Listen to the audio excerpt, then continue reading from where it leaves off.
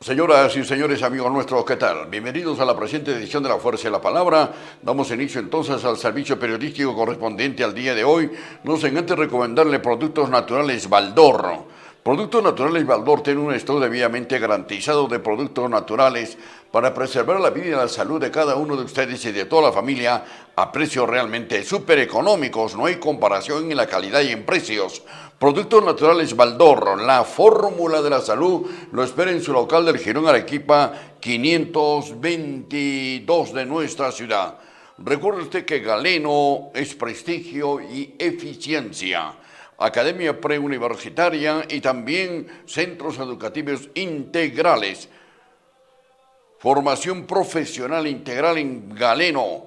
Informaciones y matrículas en su edificio del Parque Pino, el edificio amarillo de Galeno, prestigio y eficiencia. Muy bien, amigos nuestros, inmediatamente entonces vamos a dar paso a nuestra entrevista en vivo y en directo precisamente con el destacado docente universitario, el doctor Gilmar Goizueta Camacho. Él una vez más ha tenido la gentileza de aceptar nuestra invitación para conversar coyunturas eminentemente ligadas al sistema de producción y productividad que tenemos en la inmensidad del lago Titicaca, a más de 3.800 metros sobre el nivel del mar. Nos corresponde dentro del protocolo periodístico en primera instancia saludarlo y darle la bienvenida al doctor Gilmar Goizueta. Gilmar, ¿cómo está? Te gusta saludarlo. Muy buenas noches, doctor. Sí, realmente agradeciendo siempre la invitación. En realidad, nuestro lago Titicaca y sus niveles de biodiversidad son realmente trascendentales para todo el desarrollo de la región y principalmente de las comunidades campesinas circunlacustres, ¿no? Tiene una relevante importancia a nivel mundial nuestro lago Titicaca. Así, muchas gracias. Efectivamente, para los puneños y todos los peruanos, definitivamente la actual realidad del lago Titicaca resulta sumamente preocupante porque de una u otra forma muestra ciertas características, especialmente en época de secano, de que no tiene el nivel necesario para poder preservar no solamente la navegación, sino también preservar la vida de las especies nativas en el lago Titicaca. Esta situación resulta sumamente preocupante. Usted en las últimas semanas ha emitido importantes informes técnicos científicos sobre las especies nativas en el lago navegable más alto del mundo. ¿Qué podemos comentar sobre esto, Gilmar? Sí, bien. Bueno, en realidad nuestro lago Titicaca, entre lo que caracteriza ser un cuerpo relativamente grande, diríamos 8.500 kilómetros cuadrados, hasta con 281 metros de profundidad, en un momento dado también su diversidad relativamente es pequeña, ¿no? No vamos a decir una gran diversidad para esta magnitud del lago. Entonces tenemos en nuestro lago Titicaca, ya con las imágenes que vamos a ver ahora, por ejemplo, las especies de peces que encontramos en nuestro lago, ¿no? Miren, allí información que nos brinda, en este caso el Instituto del Mar del Perú, aquí en Puno, podemos ver, nosotros tenemos 4 especies de peces en nuestro lago Titicaca, ¿no? El tema que vamos a enfocar principalmente es de la relación hábitat, ¿no? Por cuanto hay pesqueros con mayor conocimiento que pueden hacer ya niveles propios sobre la hidrología en sí. Pero en nuestro caso es específicamente hablar del tema de trascendencia del lago Titicaca como hábitat de la biodiversidad. Y en este caso tenemos 4 especies de peces del lago, en el lago, y están pues nuestras especies nativas como el carachi, ¿no? Todas las especies de carachi que en un momento dado hemos llegado hasta hasta 45 variedades de jarachi, ¿no? También está el famoso ispi dentro de ellas, y en fin. Y bueno, están las otras especies nativas, está ya el suche y también el bagre, ¿no? Dos especies que también las tenemos dentro de nuestro lago Titicaca.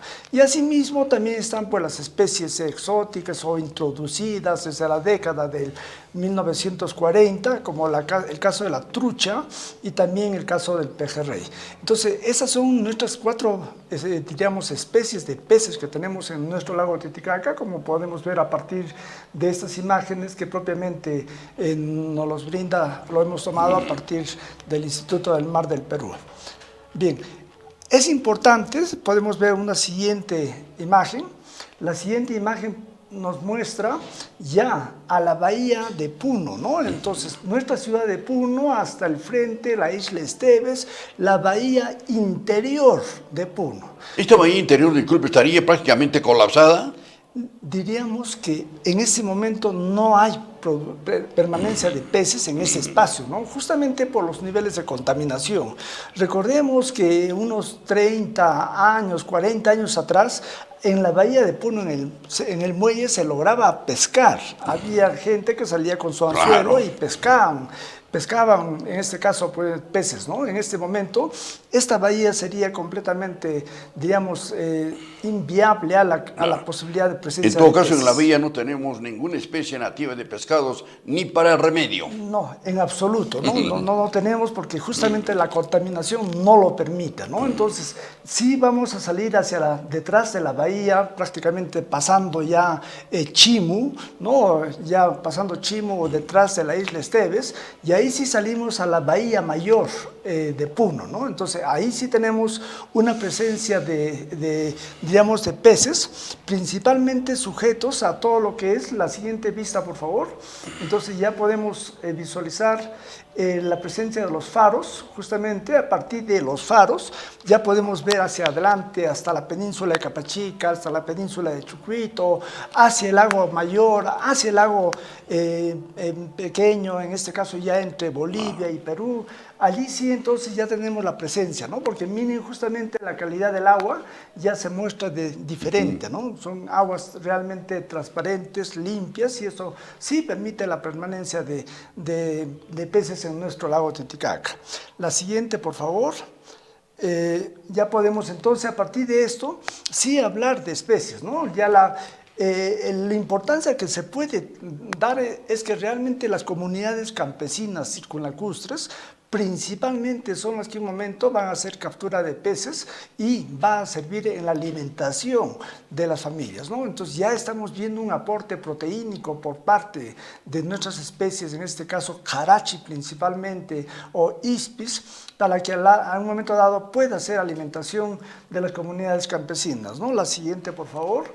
Entonces ya vamos a encontrar presencia, por ejemplo, ¿no? Los famosos jarachis, que en un momento están dentro de nuestro lago, y como decía, si habláramos de niveles de volúmenes, hacia la década del 80, del 90, se tenía una biomasa íctica de aproximadamente 95,000 toneladas de peces en nuestro lago. Y perdón que te interrumpa, Guilmar, ¿cómo se explica, por ejemplo, que en diferentes centros de mercados y otros establecimientos públicos de restaurante se tiene a la venta permanentemente el carachi, ¿no? Quiere decir que se tiene un tratamiento especial para poder lograr su pesca y su preparación. En realidad, estas especies, ¿no? El jarachi que estamos viendo aquí, por ejemplo, son especies que en un momento tienen una relación directa con los macrófitos del lago, ¿no? A partir de los espacios donde tenemos macrófitos, totora, tenemos llachos, a partir de estos espacios es que en un momento existe la relación de cadenas alimenticias, como son zooplancton, son fitoplancton, microorganismos en general, que al final son los que permiten ser alimentación para los carachis, peces en general, ¿no? Entonces ya los peces, carachis, el ispi, la trucha, el pejerrey, todos van a terminar teniendo alimentación a partir de estos lugares donde hay presencia de macrófitos en nuestro lago Titicaca. La siguiente, por favor. A la fecha diríamos que la especie nativa que más va resistiendo en estos momentos ante una depreciación masiva durante todos estos años es el carachi. En realidad, En los volúmenes que se registra hacia nuestro lago, al momento actual existe información de que de los 95.000 toneladas métricas que habíamos tenido, ha disminuido sustancialmente, ¿no? Se habla, la siguiente vista, por favor. En un momento ya se habla de los procesos propios, en este caso de producción, ya no solamente en especies nativas, sino también en especies de piscicultura en general, ¿no? La que en un momento está practicándose a partir de la trucha, tratando de ya tener nuevos, diríamos, volúmenes de producción y también tener un nivel de ingreso económico para productores y empresas a nivel general, ¿no? Aquí en este caso estamos observando una imagen de plantas en Arapa, justamente a la producción de plantas de producción de trucha en Arapa, y a partir de esto para hacer la siembra respectiva en los diferentes lugares de nuestro lago, ¿no? Principalmente el lago Arapa en sí. Bien, la siguiente imagen, por favor. Aquí podemos ver ya propiamente imágenes justamente en el lago Arapa, donde hay pues jaulas flotantes que ya están siendo utilizadas para producción de trucha, ¿no? Y eso está masificado hacia todo nuestro lago Titicaca en general, tanto el lado peruano como el lado boliviano. La siguiente imagen, por favor. Ya podemos ver aquí, por ejemplo, la magnitud de jaulas que se tiene relativamente pues desde la zona de ya hacia el sur, vamos a decir, de nuestro lago Titicaca, hay magnitud diríamos, de jaulas flotantes por un gran número de empresas que en este caso se dedican también a la producción de trucha, ¿no? Recordemos que nuestra producción en este momento se ha levantado sustancialmente, se habla aproximadamente de 50.000 toneladas de producción de trucha, ¿no? Trucha es el producto, y a partir de lo que puedan ser jaulas flotantes en nuestro lago Titicaca. Y a manera de ilustración, Gilmar, en estos momentos no existe ninguna institución privada o particular realmente orientada a generar una política de preservación de las especies nativas, porque estamos dejando pasar, sobre pretexto de que la especie más voraz fue la trucha. Pero ¿cuáles son las consecuencias de la desaparición de las especies nativas?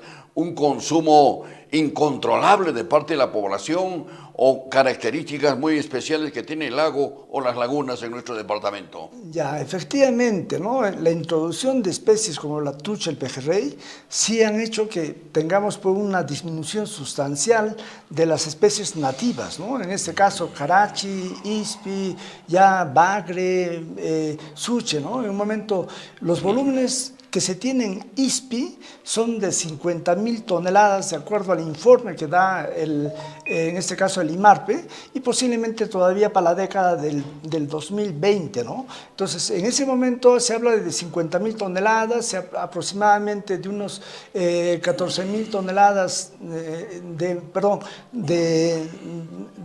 de carachis, y sobre eso ya disminución a niveles del pejerrey y también de la trucha. O sea, el volumen sustancial es el ISPI, ¿no? Y el ISPI al final está siendo utilizado para alimentar truchas en forma ya, diríamos, masiva, que también está disminuyendo. Pero la crianza de la trucha definitivamente en los últimos años está sujeto a su crianza y su preservación a través de jaulas, ¿no? Esto ya es limitante de que no puede ingresar prácticamente a devorar las especies nativas del lago. Claro, por ese lado ya es una forma de producción, ¿no? En este caso, producción que, como indico, a partir de lo que puede ser volúmenes de trucha ya comercializados, se ha alcanzado hasta 50.000 toneladas, realmente volúmenes importantes, ¿no? Pero entonces estamos también al margen de lo que puede hacer este nivel de crianza de truchas, sí tener volúmenes de trucha al estado de vida silvestre, ¿no? ¿Y qué dicen los especialistas? ¿No sería recomendable, no conozco el tema, pero en todo caso son los especialistas quienes tienen que fijar mayores precisiones de preservación de las especies que han desaparecido? En jaulas no se podría preservar, digamos, la crianza, por ejemplo, de la boga, del ispi o de otras especies que han desaparecido. Bueno, están al momento tratando de hacer, a partir de produce, crianza de especies como jarache Obviamente, siendo una especie pequeña, tiene Claro. otro tipo de requerimientos, ¿no? Y no teniendo un valor, entre comillas, comercial.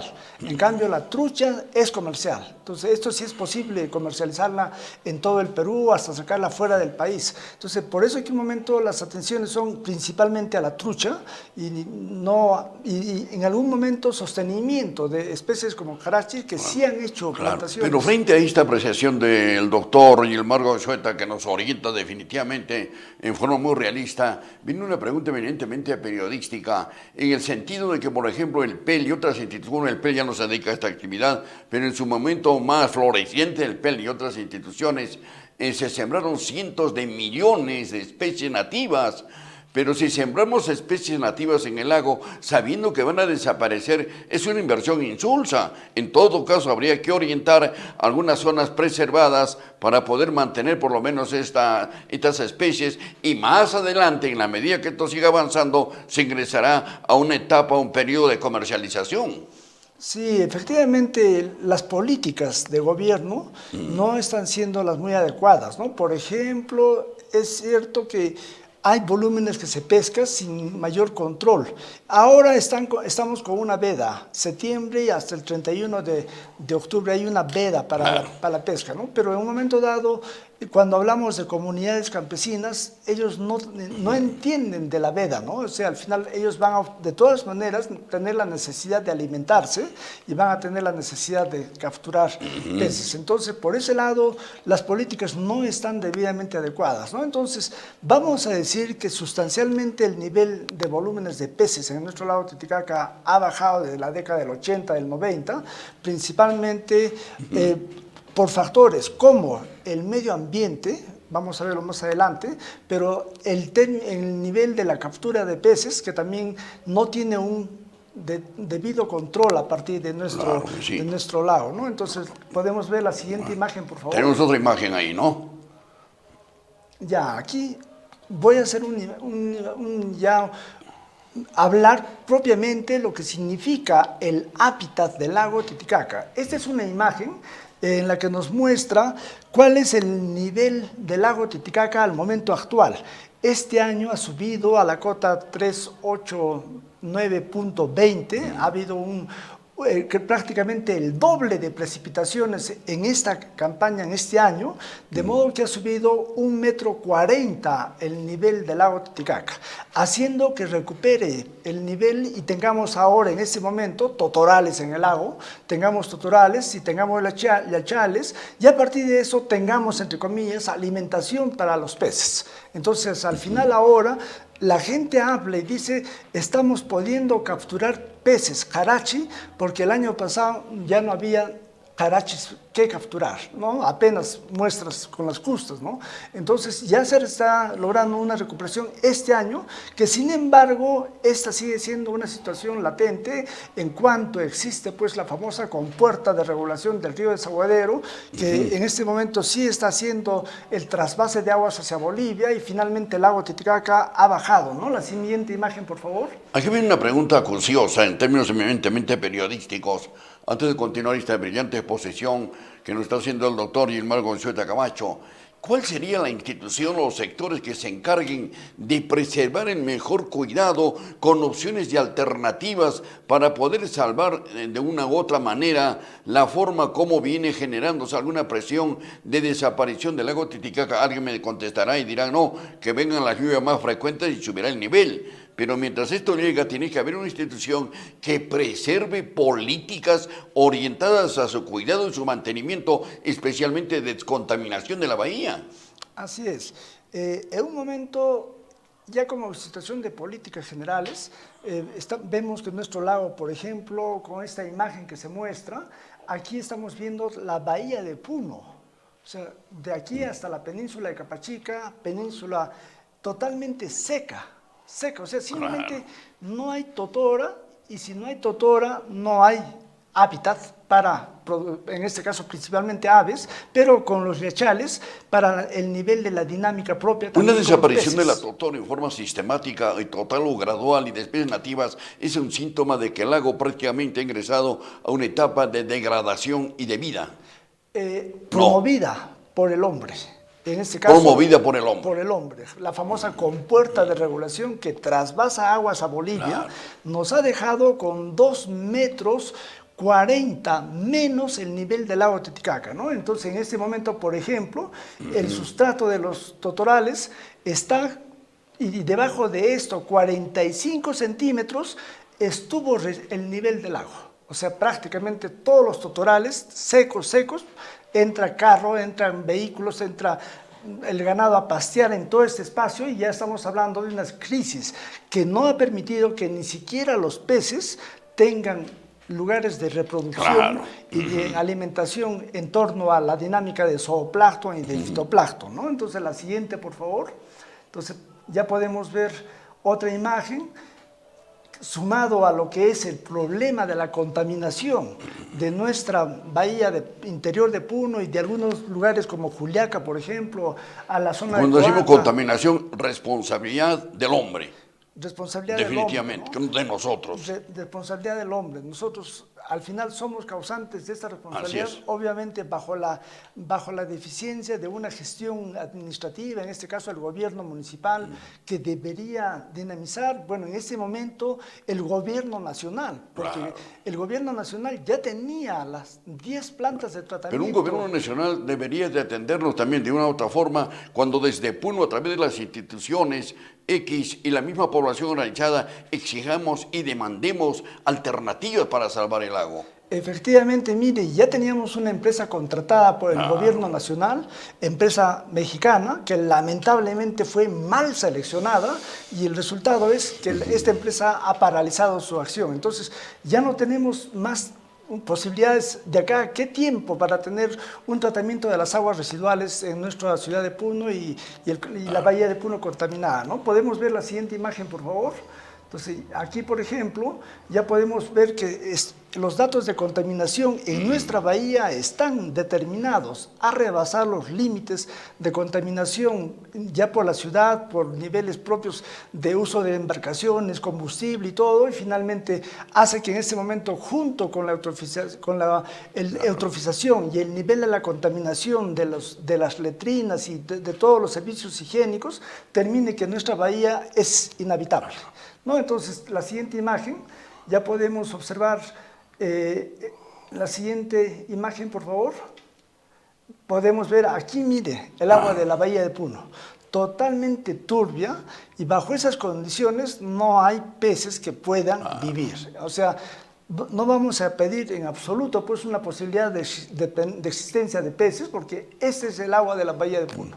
Y en alguna vez, Gilmar, disculpen la pregunta, en alguna vez ustedes, los especialistas, biólogos, etcétera, doctores en la materia del trabajo de investigación del lago, ¿han conocido algún proyecto en blanco y negro que sustente realmente en tiempo y en espacio resolver el problema de la contaminación, especialmente en la bahía de Puno? Bueno, mire, los planteamientos hechos para tener ya la posibilidad de atención de 10 plantas de tratamiento en torno al lago Titicaca están pues dados desde unos 40 años atrás. Ya inclusive con una gestión en la que participamos como regidor del municipio, con el alcalde Lucho Butrón, al final ya se tuvo proyecto de ejecución de planta de tratamiento para la ciudad de Puno. O sea, estuvo establecido como tal. Mire, estoy hablando del 2011 como una ejecución casi viable, ¿no? Y luego a partir de eso, postergación, nueva postergación, nuevos estudios y más estudios. De repente, hasta donde tengo conocimiento y cuento con algunos documentos, producto de la investigación, del trabajo como puneño, creo que uno de los trabajos más serios que por lo menos apuntalaba prioritariamente a resolver el problema de la contaminación de Bahía de Puno fue elaborado por un consorcio japonés hace muchos años. Se tiene un documento donde en blanco y en negro dan opciones para resolver el problema de la contaminación de la bahía, inclusive la descarga que deberíamos tener en una planta de los desechos humanos y de la propia limpieza del barrido de la ciudad. Efectivamente, ¿no? Inclusive el hecho del JICA, ¿no? Como un proyecto claro. japonés que al final consolidó acciones en la planta de relleno sanitario de la ciudad de Puno, pero que en un momento sí hubo intenciones de estas poder atender a nuestro lago Titicaca y tener...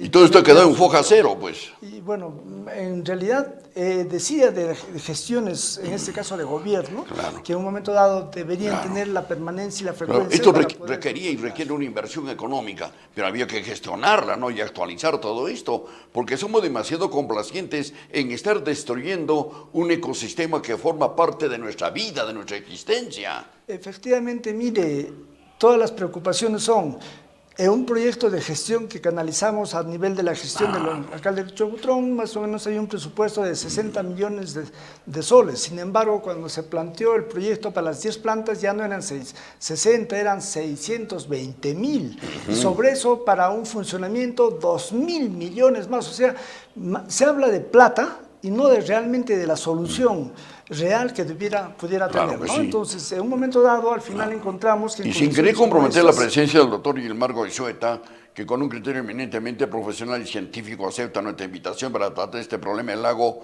se está planteando la construcción, creo, de una moderna infraestructura del puerto lacustre de Puno, a través del Ministerio de Transporte, Comunicaciones, a través del gobierno regional. Pero ¿en qué medida va a resolver este problema de construir un muelle moderno, que es necesario hacerlo aquí en la ciudad de Puno, ¿no? Es anticuado, totalmente inhóspito para la satisfacción de propios y extraños, si no resolvemos fundamentalmente el problema de la contaminación de la bahía. ¿Cómo queremos poner una cara bonita, un rostro diferente de infraestructura, un puente, una circulación de pasajeros nacionales y extranjeros, pero en el fondo sigue latente la contaminación de la bahía? Podemos ir al muelle de Puno en este momento. No. Todo turista que llega parte de una bahía contaminada. Totalmente. Y hasta con un hedor que uno siente y eso es lo que le mostramos al turismo, ¿no? Entonces, ya la siguiente imagen al final, como para ya mostrar cómo es que esto es una situación de crisis caótica, que al final pues hace que se disminuya sustancialmente las poblaciones de peces en nuestro lago Titicaca, ¿no? Por situaciones de la contaminación, por situaciones de bajar el nivel del lago Titicaca, que al final esto inclusive acrecienta el nivel de contaminación, porque menos volumen de agua, más concentración de contaminantes. Y esto... En este momento, por ejemplo, estamos hablando de casi 4 metros el nivel de profundidad de la bahía de Puno. Y si en un momento sigue bajando el nivel del lago con el trasvase por la compuerta de regulación del río de Sobadero, al final esto va a bajar a 2 metros y en 2 metros sí no vamos a tener ni muelle que pueda funcionar aquí en la bahía de Puno.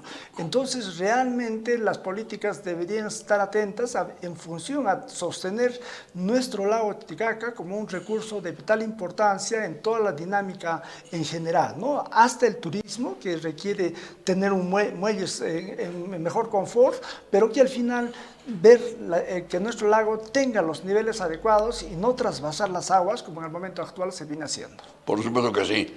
Estos son temas sumamente importantes.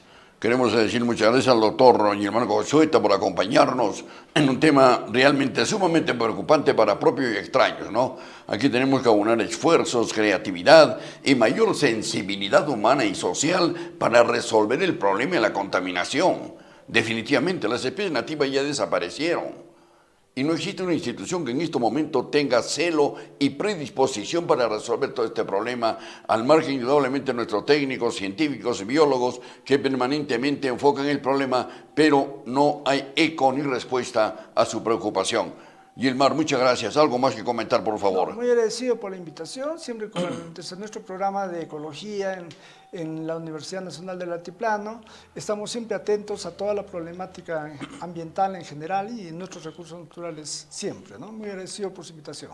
Muchas gracias, muy amable. Amigos nuestros, estuvo con nosotros el personaje de la noticia en la Fuerza de la Palabra de Cosmos Televisión, el doctor Gilmar Goizueta Camacho, docente universitario, y una serie de publicaciones que permanentemente se refieren a la actual situación climática del altiplano y fundamentalmente de esta maravilla natural del lago Titicaca, donde usted y nosotros realmente estamos dando las espaldas para resolver un problema integral que nos corresponde hacerlo. Nos corresponde plantear opciones y por lo menos llamar la atención que el gobierno central y las autoridades locales pongan mayor celo, mayor responsabilidad.